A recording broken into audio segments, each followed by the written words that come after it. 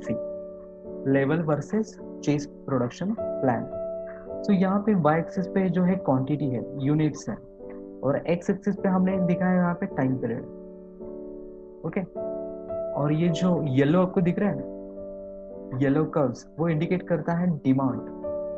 ये मेरा with respect to time क्या हो रहा है, डिमांड में फ्लक्चुएशंस आ रहा है just like a sine waves. और ये डॉटेड लाइन जो इंडिकेट कर रहा है प्रोडक्शन, मतलब डिमांड कुछ भी रहे बट मेरा प्रोडक्शन क्या है, सेम क्वांटिटी में आ रहा है। इसको बोलते हैं लेवल प्लान, लेवल है। Second, chase plan. चेस मतलब आप उसका पीछा कर रहे हो। तो यहाँ पे आप देख रहे हो तो येलो लाइन, येलो कर्व जो है साइन वेव्स, वो इंडिकेट करता है डिमांड, और ये जो डॉटेड वाला है वो इंडिकेट करता है प्रोडक्शन प्लान। देखो यहाँ पे डिमांड कुछ भी हो बट मेरा प्रोडक्शन क्या है, कांस्टेंट है। और यहाँ पे मेरा जो प्रोडक्शन है वो डिमांड के अकॉर्डिंगली वो क्या होता है, एडजस्ट होता है। तो उसका एडवांटेजेस क्या है, तो पहला जो लेवल है, लेवल प्लान का एडवांटेजेस क्या है, it is a stable output rate and workforce. So आपको पता है कि मार्केट में क्या कुछ भी सिचुएशन हो बट मेरा प्रोडक्शन रेट इतना ही रहेगा, मुझे इतना ही लेबर लगेंगे, मुझे इतना ही रॉ मटेरियल लगेगा। ओके, तो यहाँ पे सब कुछ स्टेबल है। बट डिसएडवांटेजेस क्या है, तो यहाँ पे ग्रेटर द इन्वेंट्री कॉस्ट। तो गाइस सपोज यहाँ पे डिमांड क्या है, लेस है, जैसे कि फर्स्ट कर्व देख रहे हो, स्टार्टिंग फेज, यहाँ पे डिमांड क्या है, लेस है, बट मेरा प्रोडक्शन क्या है, हाई है। तो यहाँ पे जो आपने एक्स्ट्रा प्रोडक्शन किया है वो स्टोर करके रखना पड़ेगा, कहाँ पे, इन्वेंट्री में। तो ग्रेटर द इन्वेंट्री कॉस्ट, सो उसको स्टोरेज, उसको स्टोर करना है, उसके ऊपर प्रोसेस करना है, तो वहाँ पे कॉस्ट इंक्रीज होगा। Second, increase the over time and idle time. Okay, suppose यहाँ पे देखो, सेकेंड सेकेंड हाफ में क्या हो रहा है, demand is very much greater than production rate. Production से ज्यादा क्या है, डिमांड है। तो ऐसे टाइम में मुझे क्या करना पड़ेगा, ओवर टाइम करवाना पड़ेगा लेबर से। बस फर्स्ट फेज में देखते हैं तो वहां पे मेरा प्रोडक्शन काफी हाई है बट डिमांड काफी कम है। तो ऐसे टाइम में मेरा लेबर क्या रहेगा, बैठ के रहेगा, आइडियल रहेगा। तो जिसके वजह से मेरा आइडल टाइम इंक्रीज होगा, मेरा मशीन का आइडल टाइम क्या होगा, इंक्रीज होगा। मेरे लेबर का आइडल टाइम मतलब बिना कुछ काम कुछ भी नहीं है, क्योंकि ऑलरेडी जो बनाया हुआ है वो स्टोर हो चुका है, इन्वेंट्री में है, तो ऑलरेडी और क्या बना है। तो ऐसे सिचुएशन में मेरे लेबर्स का, मशीन का आइडल टाइम इंक्रीज होगा, और जब डिमांड हाई रहेगा तो मुझे ऊपर से उसको एक्स्ट्रा पैसा देके मेरे लेबर से मुझे ओवर टाइम करवाना पड़ेगा। तो इसमें मेरा क्या हुआ, लॉस होगा। Third one, resources utilisation vary over time. Okay, यहाँ पे आपके जो रिसोर्सेस है, आपके मैन, लेबर, मनी, इसका प्रॉपरली क्या हो रहा है, यूटिलाइजेशन नहीं हो रहा है। यहाँ पे क्या हो रहा है, फ्लक्चुएशन हो रहे हैं। ओके, तो resources utilisation vary over a time. But इसके अपोजिट में क्या है, चेस प्लान। इसका फायदा क्या है, investment in inventory is low. यहाँ पे आप किसको फॉलो कर रहे हो, डिमांड को फॉलो कर रहे हो। तो यहाँ पे ना तो आप कुछ एक्स्ट्रा बना रहे हो, ना तो कुछ एक्स्ट्रा कम पड़ रहा है। तो यहाँ पे इन्वेस्टमेंट इन इन्वेंटरी क्या है, लो है, आपको कुछ स्टोर करना ही नहीं है। Labour utilisation is high. Okay, यहाँ पे आपका जो लेबर है, यहाँ पे जो आपकी जो मशीन्स है, वो कभी आइडल नहीं रहेगी, वो हमेशा क्या रहेगी, एंगेज रहेगी, बिजी रहेगी, क्योंकि आपको क्या करना है, डिमांड को फुलफिल करना है। तो labour and machine utilisation will be high. Disadvantages क्या है, the cost of adjusting output rates और वर्क फ्लोज लेवल्स। तो यहाँ पे आपको डिमांड को कंटिन्यूस फॉलो करना है, कंटिन्यूस फुलफिल करना है। तो आपको समटाइम्स कम लेबर, कम मशीन से भी काम चलेगा, तो समटाइम्स आपको एक्स्ट्रा लेबर्स और एक्स्ट्रा मशीन्स आपको क्या करना है, यूटिलाइज करना होगा, इम्प्लीमेंट करना होगा, क्योंकि आपको डिमांड को फुलफिल करना है। तो ऐसे सिचुएशन में आपके ऊपर एक हमेशा प्रेशर कंटिन्यूस रहेगा कि आपको कभी लेबर्स कम लगेंगे तो कभी लेबर्स एक्स्ट्रा लगेंगे, कभी मशीन्स कम लगेगा तो कभी मशीन्स आपको एक्स्ट्रा लगेंगे। समटाइम्स आपको कभी रॉ मटेरियल की जरूरत कम लगेगी तो कभी रॉ मटेरियल आपको एक्स्ट्रा लगेगा। तो कंटिन्यूस आपको यहाँ पे क्या रहना है, एक्टिव रहना है। ओके, लेबर्स कम पड़ते हैं तो सब कॉन्ट्रैक्टर की हेल्प लेना है, मशीन्स कम पड़ता है तो आपको कुछ टैप्स करने हैं, रॉ मटेरियल के लिए आपको वहाँ पे कंटिन्यूअसली आपको एक्टिव रह के उसको परचेस करना है। सो यहाँ पे मैं अपने देसी लैंग्वेज में बोलूँगा कि आपको यहाँ पे होलसेल के रेट में आप कुछ खरीद नहीं सकते। तो वहाँ पे जैसे कि हम कुछ होलसेल में खरीदते तो उसका एक बेनिफिट होता है, तो यहाँ पे आप उतना ही ले रहे हो जितना आपको देना है, तो यहाँ पे आप कुछ होलसेल में नहीं लोगे तो यहाँ पे आपको कुछ बेनिफिट भी नहीं होगा। Got it? तो लेवल प्लान के अपने डिसएडवांटेजेस है, तो चेस प्लान के अपने डिसएडवांटेजेस है। तो अभी आते हैं पहले की स्लाइड पे। Level plan use a constant workforce and produce similar quantities each time period. Similar quantity for each time period. Use inventories and back orders to absorb the demand peaks and valleys. Okay? मतलब extra बन गया तो inventory में और कभी कम पड़ गया तो बैक ऑर्डर। सो ऐसा करके आप क्या करोगे, एब्जॉर्ब करोगे डिमांड्स के फ्लक्चुएशन को। Chase plan minimise the finish goods inventories by trying to keep the pace with the demand fluctuation. यहाँ पे आप क्या करोगे, इन्वेंट्रीज काफी कम मेंटेन करोगे और आप कंटिन्यूस क्या करोगे, डिमांड के फ्लक्चुएशन को फॉलो करोगे। Got it? है ना इजी? सो इसके ऊपर शॉर्ट नोट आता है। आई होप आपको ये समझ में आया होगा। सो गाइज प्लीज बाहट मत करो, कुछ कीवर्ड्स को याद रखो, rough product mix, bottle next, okay, align capacity 2 to 12 months, fluctuation आता है, कंपनी का पॉलिसीज है, बैक ऑर्डर है, कॉस्ट ऑफ ऑपरेशन है, ओके, अल्टरनेट प्लान्स है, फिर उसके 2 प्लान्स है, लेवल प्लान, चेस प्लान। ये डायग्राम सब बस इतना सिर्फ याद रखो, ये कीवर्ड्स याद रखो, बाकी फेंकना तो मुझसे भी बेटर आपको आता है। आई होप ये आपको समझ में आया होगा। नेक्स्ट एक छोटा सा कैपेसिटी प्लानिंग, नाम में ही है कैपेसिटी प्लानिंग, आपको कैपेसिटी का क्या करना है, प्लान करना है। So let's see, capacity planning is a process of determining the production capacity needed by the organization to meet changing demands for its products. Okay, तो यहाँ पे क्या करना है, डिटरमाइन करना है किसको, प्रोडक्शन कैपेसिटी को। क्यों डिटरमाइन करना है, to meet the changing demands for its product. Okay, so अभी आपको क्या करना है, या कैपेसिटी प्लानिंग में आपको आइडेंटिफाई करना है, आपको डिटरमाइन करना है आपकी कैपेसिटी कितनी है। अगर मुझे मार्केट के डिमांड्स के फ्लक्चुएशन को अगर मुझे फॉलो करना है तो मुझे मेरी कैपेसिटी पता होनी चाहिए। ओके, कैपेसिटी का एक और डेफिनेशन है, capacity is defined as the ability to achieve the store और produce. Okay, it is the ability to achieve store और produce. For an organization capacity would be the ability of given system to produce output within the specific time period. Okay, एक particular time period में आप कितना manufacture, कितना production कर पाते हो, वो आपका क्या होता है, कैपेसिटी फॉर एन ऑर्गेनाइजेशन। ये 2-3 डेफिनेशन हमने देख लिया। Next, capacity planning, it is essential to determine optimum utilisation of resources. Okay, means capacity planning क्यों करना है, क्योंकि आपके रिसोर्सेज जो भी है उसका क्या करना है, ऑप्टिमम मैक्सिमम यूटिलाइजेशन आपको करना है। And it plays an important role of decision making process.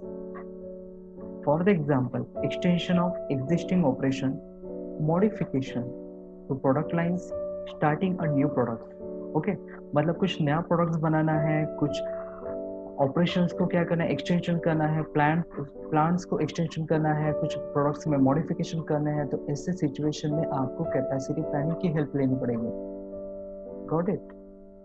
Next, so guys यहाँ पे कैपेसिटी प्लानिंग के 3 टाइप्स हैं, long term capacity, medium term capacity, short term capacity. Don't worry, ये आपको काफी लेंथी दिख रहा है बट काफी सिंपल है। देखते लॉन्ग टर्म कैपेसिटी क्या होता है। Long range capacity of an organization, it is a depend on various capacities. Okay, ये capacities देखो, इसको आपको, ये आपके लिए keywords है। फर्स्ट है डिजाइन कैपेसिटी, नेक्स्ट है प्रोडक्शन कैपेसिटी, थर्ड वन है sustainable capacity, and fourth one है इफेक्टिव कैपेसिटी। पहले क्या था? Design capacity, production capacity, third one sustainable capacity and fourth one effective capacity. अभी देखते हैं डिजाइन कैपेसिटी होता क्या है। Design capacity is a maximum output possible as indicated by equipment manufacturer under the ideal working condition. Okay आपका जो manufacturer है उसने आइडियल मतलब सब कुछ गुड़ी गुड़ी चालू है, सब कुछ अच्छे से हो रहा है, राम राज्य चालू है, और ऐसे सिचुएशन में आपका मशीन का मैक्सिमम आउटपुट कितना है उसने वो मैनुअल में दिया हुआ है, वो क्या रहेगा? उसका डिजाइन कैपेसिटी। ओके समझ में आ रहा है? मैन्युफैक्चरर ने उसके मैनुअल में जो उसकी maximum capacity under ideal working condition में बोला है वो उसको हम बोलते हैं design capacity. Got it? Clear है? पक्का? ओके चलो next, production capacity. Production capacity is the maximum output possible from equipment under the normal working condition और डे। ओके ये तो था पहला आइडियल कंडीशन, अभी नॉर्मल कंडीशन मतलब मेरा मशीन ब्रेक डाउन तो नहीं हो रहा है, बट नॉर्मली मेरा इतना प्रोडक्शन हो रहा है मैक्सिमम, तो उसको हम बोलेंगे प्रोडक्शन कैपेसिटी। एक दिन में इतना प्रोडक्शन होता है अगर मेरा मशीन बंद नहीं पड़ता है तो उसको हम बोलेंगे प्रोडक्शन कैपेसिटी। तीसरा था sustainable capacity. It is a maximum production level achievable in realistic work condition considering normal machine breakdown maintenance etcetera. मेरा पुराना मशीन हो चुका है, 1 साल के ऊपर जा चुका है, अभी वो बंद भी पड़ता है, बीच बीच में नखरे भी करता है, मेंटेनेंस भी निकालता है। अगर इतना सब कुछ हो रहा है तो प्रोडक्शन कितना हो रहा है, तो उससे पता चलता है हमें उसका सस्टेनेबल कैपेसिटी। तो ये कैपेसिटी में हमने ये फैक्टर्स भी कंसिडर किया, मशीन का ब्रेकडाउन भी कंसिडर किया, मेंटेनेंस भी कंसिडर किया। Got it? तो पहला था डिजाइन, नॉर्मल में क्या था? प्रोडक्शन कैपेसिटी, और मशीन बंद पड़ता है तो ब्रेकडाउन होता है, मेंटेनेंस होता है तो सस्टेनेबल कैपेसिटी। और चौथा जो है effective capacity. It is a optimum या तो फिर maximum production level under pre defined job and work schedules, normal machines breakdown, maintenance etcetera. Okay means यहाँ पे प्री डिफाइंड जॉब है, डिजाइन पहले से अवेलेबल है, आपको पूरा शेड्यूल आपको पता है, हमने ब्रेकडाउन को भी कंसिडर किया है, हमने मेंटेनेंस को भी कंसिडर किया है, मतलब नॉर्मल को भी कंसिडर किया है, एबनॉर्मल सिचुएशन को भी कंसिडर किया है, और दोनों में भी हमें मैक्सिमम प्रोडक्शन कितना मिलता है तो उसको बोलेंगे इफेक्टिव कैपेसिटी। तो डिजाइन हमने अभी तक क्या देखा? Design capacity, production capacity, sustainable capacity, और नॉर्मल एबनॉर्मल को पकड़ के effective capacity. Got it? Clear है? इसको इमेजिन करो, बाहर करने के चक्कर में बिल्कुल मत पड़ो। बाहर करना है तो सिर्फ आपको कीवर्ड बाहर करना है। Got it? Next, medium term capacity. The strategic capacity planning undertaken by organisation for 2 to 3 years of a time frame is referred as a medium term capacity.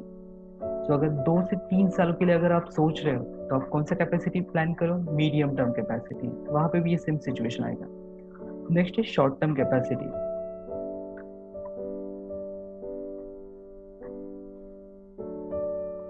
Okay, short-term capacity, the strategic planning undertaken by organization for daily, weekly, quarterly time frame is referred to as short-term capacity planning.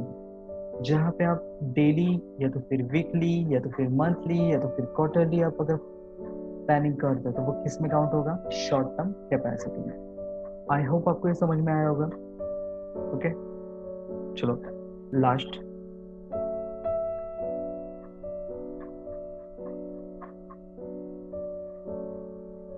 Rough cut capacity planning.